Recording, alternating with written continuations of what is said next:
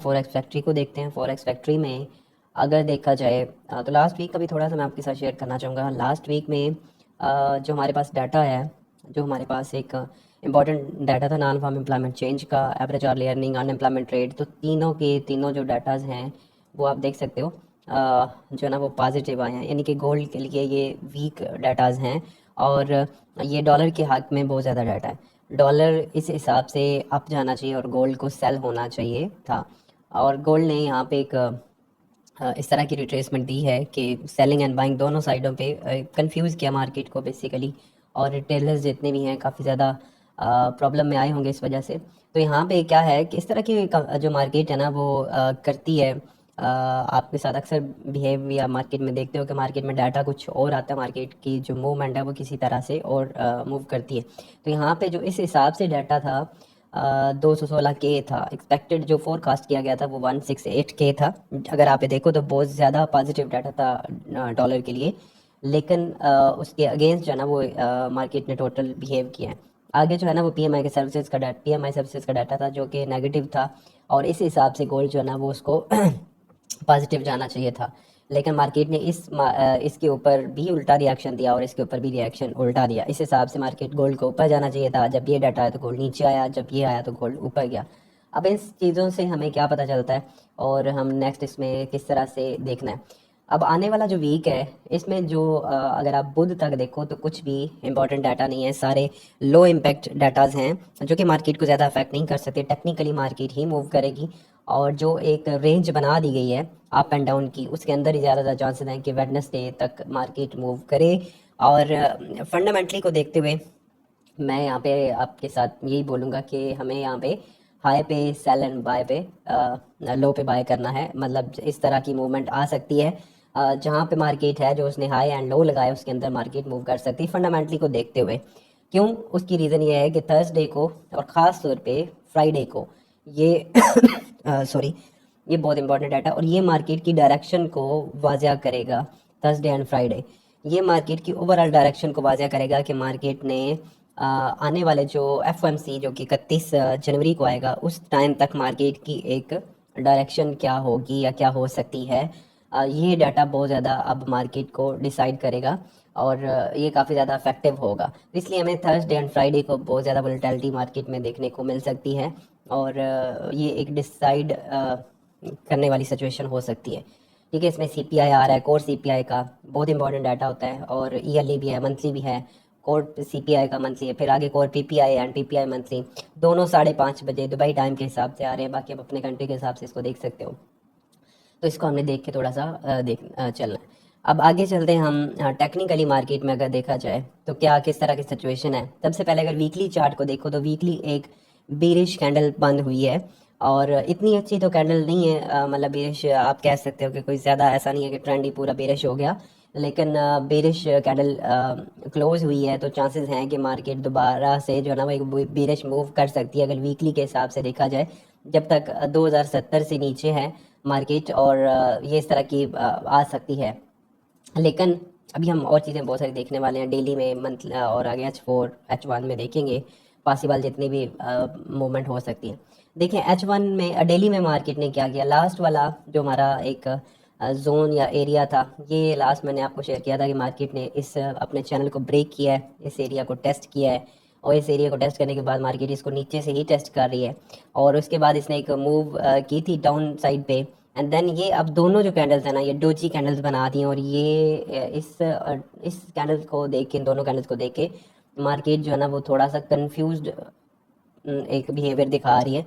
कुछ भी इसमें अभी फ़िलहाल इसमें अब नेक्स्ट जो डेली की कैंडल क्लोजिंग आएगी उससे थोड़ा सा कंफर्मेशन मिलेगी, लेकिन फ़िलहाल इसमें क्या है कि कुछ भी वाज़ह नहीं हो पा रहा। अगर हम इसको आसानी के साथ इसको ही थोड़ा सा प्रेडिक्ट करने की या वो समझने की कोशिश करें तो अब एक सिचुएशन ये है कि इसका ये हाई है और मैं यहाँ पे एक लाइन बल्कि ड्रॉ भी करता हूँ। यहाँ पे देखें ये एक इसका हाई था और ये इसने अब एक लो लगा दिया। हाई है जी 2064 का और लो है 2024 का। तो इसके दरमियान जो है ना वो मार्केट मूव कर सकती है। जो मैं अभी बात कर रहा था आपसे कि जब तक थर्सडे एंड फ्राइडे को डाटा नहीं आता उसके दौरान मार्केट कुछ इस तरह का बिहेव कर सकती है। मार्केट 2024 या 2030 को टेस्ट कर सकती है और फिर ऊपर इस तरह से बिहेव कर सकती है। और आगे छोटी रेंज भी एक है, वो हम H4 में देखने वाले हैं, तो इसके दौरान भी मार्केट रह सकती है। मेजर जो डायरेक्शन है वो हमें थर्सडे या फ्राइडे को देखने को मिलेगी। उसके बाद अगर हम H4 में देखें तो H4 में हमें थोड़े से ज़्यादा चीज़ें देखने को मिलती हैं। यहाँ पे हम मुख्तलिफ़ चीज़ों से ऑब्ज़र्व करने की कोशिश करते हैं।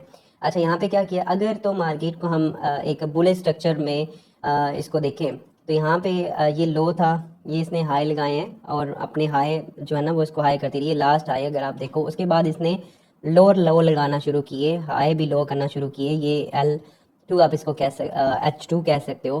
फिर इसने अगला एक लो लगाया और उसके बाद अभी तक अगर आप देखो तो ये वाला जो हाई है ना ये बरकरार है और ये बनता है आपका 2080 के लगभग। और ये वाला एरिया जो है ना वो काफ़ी ज़्यादा इंपॉर्टेंट है। मार्केट अगर ऊपर जाती भी है तो यहाँ से इस एरिया से दोबारा से मार्केट अपने सेलिंग प्रेशर में आ सकती है और ये एक इसकी सिचुएशन बन सकती है। लेकिन अगर हम इसमें ये भी देखें तो H4 में एक पूरा जो ना वो ट्रेंड चेंज हुआ है, यानी ये वाला जो है 2060 का एरिया, और ख़ास तौर पे इसने लास्ट जो टेस्ट किया ना वो इसकी लास्ट सप्लाई एरिया था। और अगर हम इसको देखें और इस एरिया को मार्केट छोड़ के भी गई हुई थी। अगर हम इस ग्रीन कैंडल को अगर एक जोन बनाते हैं तो इस जोन के अंदर से मार्केट जो है ना वो नीचे इसको जस्ट टेस्ट करके गिरी है। तो जब तक ये एरिया होल्ड है मार्केट अपने लो को टेस्ट कर सकती है और एक नया लो भी बना सकती है। जो अच्छा बाइंग आप कह सकते हो वो 2015 से लेकर 2020 के दरमियान के एरिया है। अगर ये 2015 होल्ड नहीं रहता तो फिर मार्केट एक दफ़ा दोबारा से 1970 और 1980 1970 75 की तरफ भी आ सकती है। ये अब इसमें इम्पोर्टेंट जो सबसे जो इम्पोर्टेंट इस टाइम का लो है वो 2030 है। 2030, ठीक है। 2030 अगर ब्रेक हो जाता है तो फिर बहुत आसानी के साथ मार्केट अपना 2015 और हो सकता है ये लो भी ब्रेक कर दे और फिर मार्केट इस तरह की सिचुएशन में आ सकती है। तो दो नीचे की अगर हम बात करें तो जो अच्छा सपोर्ट है वो 2030 और 2024 है। ये दो मेजर सपोर्ट है और उसके नीचे फिर 2015, 2030, 2024 और 2015, तो ये तीनों ऐसे सपोर्ट हैं जहाँ पे अगर मार्केट होल्ड करती है तो यहाँ से एक रिवर्सल आ सकता है। मार्केट दोबारा से अपना जो बाय का ट्रेंड है वो कंफर्म कर सकती है और बाय ट्रेंड कंटिन्यू कर सकती है। अच्छा, अब अगर मार्केट इसी जगह से ऊपर जाती है तो एक सबसे पहला जो हमारे पास रेजिस्टेंस एरिया ना वो तो ये है 2050 का, ठीक है। 2050 के ऊपर अगर मार्केट क्लोज होती है, और यहाँ पे एक और चीज़ भी बड़ी नोट करने वाली है जो हमें एक बेरिश साइन दे रही है कि मार्केट अभी एक अपना लो टेस्ट करेगी या लो लगा सकती है। उसकी रीज़न ये है कि मार्केट ने ये जब जैसे मार्केट आपको पता है कि मार्केट इस रेंज में काम कर रही थी, इस रेंज के अंदर मार्केट मूव कर रही थी। ये H4 की कैंडल इसने डाटा के दौरान ऊपर गई है लेकिन ऊपर सस्टेन नहीं कर पाई और मार्केट ने दोबारा से उसी रेंज के अंदर आके क्लोजिंग की है। फिर अगले 4 घंटे की अगर आप कैंडल देखो तो उसकी भी जो क्लोजिंग है उसका हाई भी एंड क्लोजिंग भी वो भी इसी एरिया के अंदर मौजूद है। तो अगर हम इसमें एक छोटे एरियाज़ की बात करें जो मैं अभी आपको बोल रहा था, तो वो 2050 से लेकर 2030 के दरमियान का जोन है और इसके अंदर मार्केट इस तरह से जो है ना वो बिहेव कर सकती है जब तक आपकी डाटा नहीं आता फ्राइडे वाला, थर्सडे एंड फ्राइडे वाला। अब इसमें क्या है कि इस जगह पे अगर मार्केट इस तरह से यहाँ पे रिजेक्शन देती है तो हमें यहाँ पे सेल एंड यहाँ पे बाय का काफ़ी ज़्यादा चांस मिल सकते हैं 2-3 दिन के लिए, क्योंकि ज़्यादातर यही है चांसेस कि मार्केट सस्टेन करेगी इस एरिया के अंदर, इस जोन के अंदर ज़्यादातर यही पॉसिबल है। लेकिन अगर इन एरिया को ब्रेक कर जाती है, 2050 को ब्रेक करती है, तो ये 2064 को एक दफ़ा दोबारा से टेस्ट करेगी जो इसने ये हाई लगाया। और उसके बाद अगर ये इसको ब्रेक करती है मार्केट तो देन ये फिर ऊपर की तरफ फिर ये होप्स हो के मार्केट जो है ना वो दोबारा एक अपना बाय ट्रेंड पकड़ लेगी, ठीक है। और अगर नीचे ब्रेक करती है 2030 को नीचे ब्रेक करती है, इसको बल्कि लाइन को मैं ये लगा देता हूँ 2030, और ये पूरा आप इसको ले सकते हो 2033 से 2030 के दरमियान। अगर इस एरिया को ये ब्रेक करती है तो अगला एक छोटा सा स्पॉट बनता है 2024 और उसके बाद का जो स्पॉट है वो 2015 है। तो अगर इस नीचे मार्केट आती है तो ये फिर इस तरह से होते हुए वो हो सकती है। तो ये एरिया जो ना वो एक इम्पॉर्टेंट एरिया है, ये डिसीजन करेगा कि मार्केट ने बुलिश आना है या बेरिश में जाना है। अच्छा, इसमें हम मुख्तलिफ चीज़ें और भी देख सकते हैं कि मार्केट ने अपने किन किन लेवल से रिट्रेसमेंट किया। अगर हम इसको एज अ बुलिश कंसिडर करते हैं मार्केट को, तो हमने अगर इसका फेब लेवल देखें कि मार्केट ने ये लो लगाया था और ये इसने हाई लगाया ऊपर। अगर इनको दोनों को मिलाते हैं तो जो नीचे वाला एरिया था वो 2030 का ही एरिया है, वो 50% रिट्रेसमेंट बनती है। और अगर हम 61% जो एक बहुत स्ट्रॉन्ग रिट्रेसमेंट होती है वो आपकी ये वाली है 61%, और ये जो प्राइस बनती है ना वो 2017 है। तो बहुत ज़्यादा चांसेस है कि मार्केट इस प्राइस पे आए, और ज़्यादातर जितने भी बायर्स हैं या बाय करना चाहते हैं लोग, वो इस जगह का वेट करेंगे 2017 का।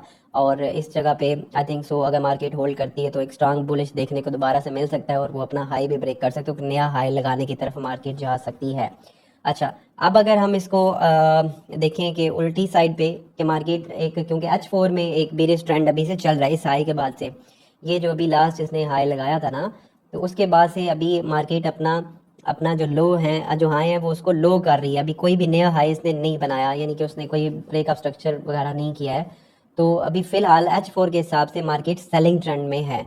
ठीक है, तो इसमें अगर हमने इसका फैब देखना है कि ये कहाँ से इसने ये एरिया कौन सा रिट्रेसमेंट था, अगर हम इसको देखें तो ये आप ले सकते हो इस लो को, हाई को इस लो से मिलाएंगे अगर, तो ये देखिए एग्जैक्टली 61% है। 61% से मार्केट रिजेक्ट हुई है, और अगर इस एरिया को सस्टेन रखती है तो देन ये अपना नया लो लगाने के बहुत ज़्यादा चांसेस हैं। इस हिसाब से अगर देखा जाए तो ये एक H4 के अंदर जो है ना वो हमें बीरिश साइन काफ़ी ज़्यादा मिल रहे हैं। तो H4 में हमें थोड़ा वाजह होता है कि मार्केट अपना एक लो लगाने की तरफ जा सकती है, और ख़ासतौर पे 2015 का एरिया टेस्ट हो सकता है। और अगर ये ब्रेक होता है तो फिर आगे 1980 1975 की तरफ मार्केट बहुत आसानी से चली जाएगी, क्योंकि इसके बाद कोई भी जो है ना वो मेजर सपोर्ट मौजूद नहीं है मार्केट के पास। ठीक है, अच्छा जी, उसके बाद अगर हम देखते हैं इसको, हम H1 में देखें, H1 में अगर हम देखें तो अब हमें थोड़ा सा और मज़ीद अच्छे लेवल्स जो है ना वो मिल जाएंगे H1 में भी। अगर हम एक ऊपर से लाइन लगाते हैं यहाँ पे, ये देखें, ये लाइन अगर हम लगाते हैं तो ये हमारे पास एक ट्रेंड लाइन है। अब हमें वाज़ह ये भी पता चलता है कि मार्केट ने अगर बुलिश जाना है तो इस ट्रेंड लाइन को अगर मार्केट ब्रेक कर जाती है किसी भी जगह से और इसके ऊपर होल्ड करती है, तो फिर बुलिश निकलने के बहुत ज़्यादा चांसेस हैं। मार्केट अपना ये फिर जो इसने ये एरिया था इसको ब्रेक कर सकती है, और इस 2080 के लेवल को टेस्ट कर सकती है। ठीक है, और 2080 का लेवल इंपॉर्टेंट है ऊपर की तरफ हम रेजिस्टेंस को देखें, लेकिन उसके लिए ये एक जो ट्रेंड चलता आ रहा है H4 में भी हमने देखा, H1 में भी आप इसको पूरा एक ट्रेंड जो है ना वो देख सकते हो।